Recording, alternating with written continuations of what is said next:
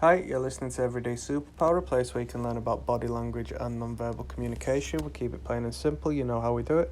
Click like, click subscribe, and if anything comes to mind during the video, feel free to leave a comment below. So today we're going to be talking about frozen hands or frozen feet, or both at the same time if you I was gonna say if you're lucky, but you know it's not necessarily too positive a cue, and we'll get into that. So maybe you're not too lucky if you see this.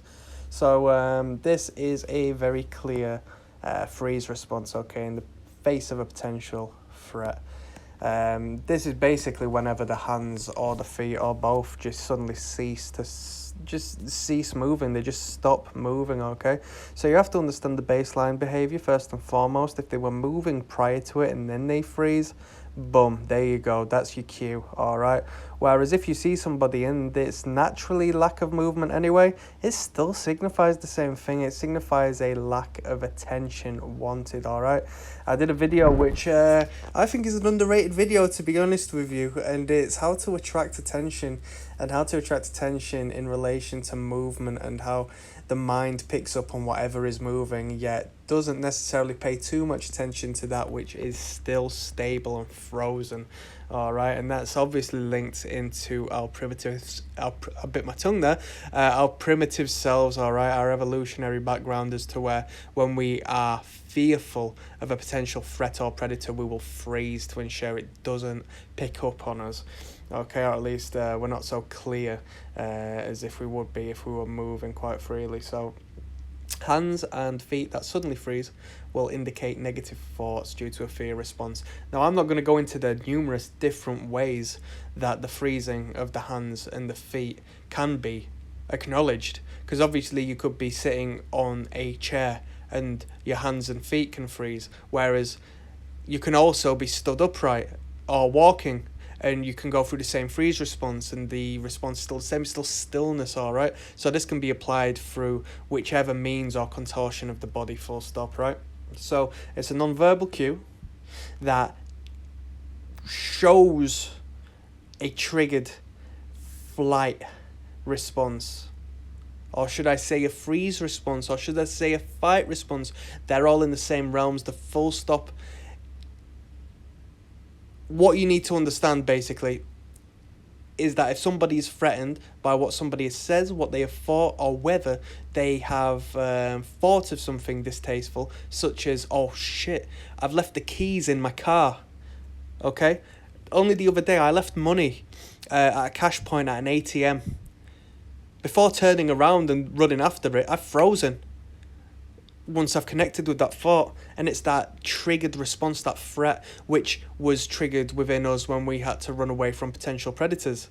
Connected into our limbo brain, our primitive brain, our mammalian side of our brain, okay? This isn't the human speaking, this is the animal, the primate, the ape, all right? So,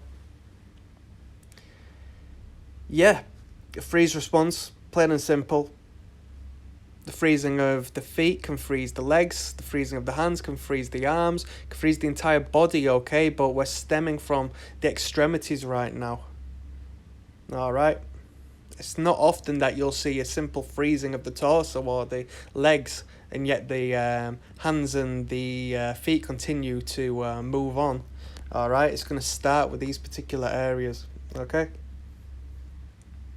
So if you see this in real time, if you're on a date with a individual who has their hands clearly in view, and, you know, on a side note, that's how you should be dating. You should have your hands clearly in view for reasons I've explained in videos gone by. Have a look at my hands videos. It'll be very clear to the brain if you see the hands suddenly stop or plant themselves on the table. There'll be a subconscious air of discomfort between you both, considering the momentum will come to a halt.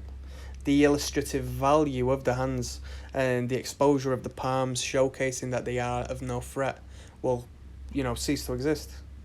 All right? If somebody's caught in a lie, you'll see this. Maybe not all the time, because there's so many different factors of catching somebody out who is deceiving you. But this is significant. A sudden stop of the illustration, gesticulation will be indicative of a freeze response.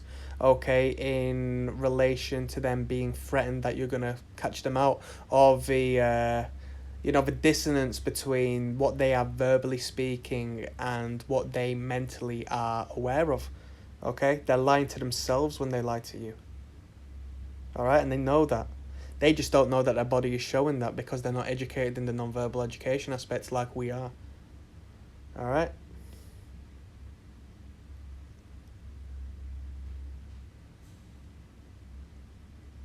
There's a lot to talk about when it comes to the freezing of the hands and the feet.